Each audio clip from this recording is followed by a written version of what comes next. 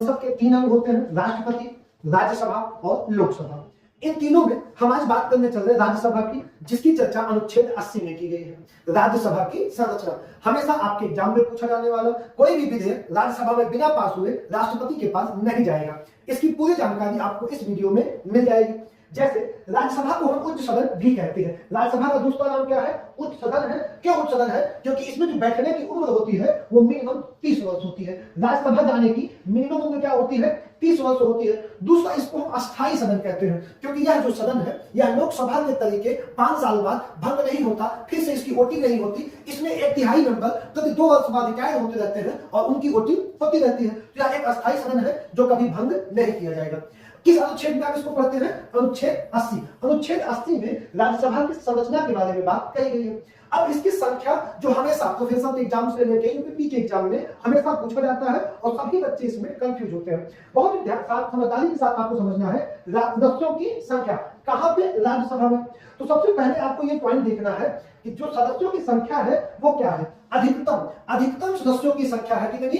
अधिकतम सदस्यों की संख्या है 250, 250। अधिकतम सदस्यों की संख्या कितनी है? 250 में। लेकिन वर्तमान में सदस्यों की संख्या कितनी है? 245। तो ये 250 अधिकतम और 245 वर्तमान, इन दोनों को ध्यानपूर्वक समझना है, क्योंकि ये हमेशा प्रश्न आता है और हम आप कंफ्यूज होते हैं। तो पहले आइए अधिकतम वाले भाग को समझा जाए। अब जो अधिकतम का भाग है इसमें कितने मेंबर हो सकते हैं राज्यसभा में? 250 मेंबर हो सकते हैं। अब आपको एक पॉइंट संविधान में पढ़ा है, संविधान के स्रोत में, कि संविधान में राज्यसभा में राष्ट्रपति 12 सदस्यों का मनोनयन कर सकता है। ये मनोनयन लिया कहां से गया है? तो मनोनयन की प्रक्रिया आयरलैंड से ली गई है। कहां से ली गई है? आयरलैंड से ली गई है। राज्यसभा में राष्ट्रपति द्वारा 12 सदस्यों का मनोनयन कहां से लिया गया है? आयरलैंड से लिया गया। तो अब 250 जो अधिकतम संख्या है, उसी 250 में से 12 मेंबर कैसे हैं? 12 लोग हैं जो राष्ट्रपति द्वारा निर्वाचन प्रक्रिया में बिना भाग लिए राज्यसभा आ जाएंगे। फिर अब इसमें से जब आप 250 माइनस 12 किए तो बचा कितना? 238 लोग राज्यसभा में कैसे जाएंगे? निर्वाचित होंगे। लेकिन जब निर्वाचित होकर जाएंगे तो भारत में 2 स्टेट है, एक कुछ केंद्र शासित प्रदेश है जिनकी संख्या कितनी है? 8 हो जाएगी, और कुछ राज्यों की संख्या हो जाएगी 28। तो जो 238 लोग हमारे आपके बचे हुए हैं, अधिकतम निर्वाचित की संख्या कितनी है? अधिकतम निर्वाचित की संख्या 238। इस 238 में से 230 मेंबर कहां से जाएंगे? 28 राज्यों से जाएंगे। कहां से जाएंगे? 28 राज्यों से जाएंगे। और ये जो है केंद्र शासित प्रदेश जो 8 है, उन केंद्र शासित प्रदेश में 3 केंद्र शासित प्रदेशों में विधानसभा है, और इन्हीं तीनों में जम्मू कश्मीर से 4, दिल्ली से 3 और पांडिचेरी से 1। तो कितने हो गए? 8। ये 8 मेंबर कहां से जाएंगे? केंद्र शासित प्रदेश से। ये हमारा क्या हो गया? अधिकतम की संख्या। ये किसकी संख्या थी? अधिकतम की संख्या थी। अब अगर वर्तमान में जो क्वेश्चन आपसे पूछेगा, जो हमेशा आपको कंफ्यूज करता है, तो वर्तमान में कितने सांसद हैं राज्यसभा में? तब तुम कहोगे सर 245 सांसद है। कितने सांसद हैं? 245। अब उसी 245 में से तुमको 12 माइनस निकाल देने पे ये 12 लोग फिक्स है। तो ये कैसे हैं? जो राष्ट्रपति के मनोनयन पे जाएंगे, ये 12 तो जाएंगे। जब ये 12 जाएंगे तो कितने बचे? 233 बचे। इनका क्या किया जाएगा? ये निर्वाचित होके जाएंगे। कहां पे? राज्यसभा में जाएंगे। जब ये निर्वाचित होके जाएंगे तो फिर तुमसे पूछेगा कि वर्तमान में राज्यसभा में राज्यों से कितने लोग गए हैं और केंद्र शासित प्रदेश से कितने लोग गए। तो केंद्र शासित प्रदेश का आपका फिक्स है। कितने लोग गए हैं? 8 लोग। 3 राज्य से, जम्मू कश्मीर से, दूसरा दिल्ली से, तीसरा पांडिचेरी से। तुम कहोगे सर 8 केंद्र शासित प्रदेश है, सिर्फ 3 से क्यों गए हैं?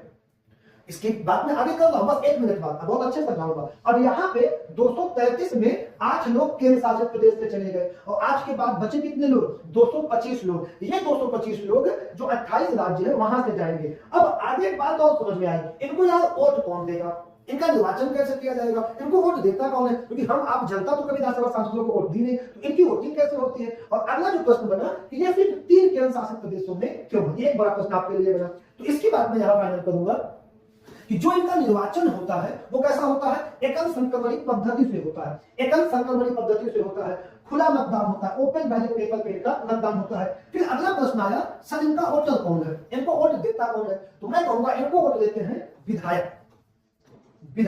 अब विधायक कौन है? बेटा जितने राज्यों में विधानसभा होती है, जैसे 28 राज्य हैं और 8 केंद्र शासित प्रदेश है। इन 28 राज्य में विधानसभा है, वहां विधानसभा का चुनाव होगा, वहां मुख्यमंत्री बैठेगा। तो वहां पे कौन होंगे? जहां पे विधानसभा है वहां होंगे विधायक, जिन्हें हम कहते हैं विधानसभा के निर्वाचित सदस्य। ये क्या है? विधायक। तो ये 28 राज्य वाले पहले तो ये वोट देंगे बेटा, ये क्या करेंगे? वोट देंगे। फिर जो आज केंद्र शासित प्रदेश है, इन आज केंद्र शासित प्रदेश में सिर्फ 3 प्रदेश ऐसा है जहां मुख्यमंत्री बैठते हैं। कौन बैठता है? मुख्यमंत्री। दूसरी भाषा में 3 केंद्र शासित प्रदेश ऐसे हैं जो जहां पे विधानसभा है, उसमें जैसे जम्मू कश्मीर में विधानसभा है, दिल्ली में विधानसभा है और पुडुचेरी में विधानसभा है। तो यहाँ पे कौन होते हैं? जहां पे विधानसभा है तो यहाँ विधायक का वोटिंग होगी और यही विधायक इसको वोट देते हैं, राज्यसभा के सांसदों को वोट देते हैं। धन्यवाद।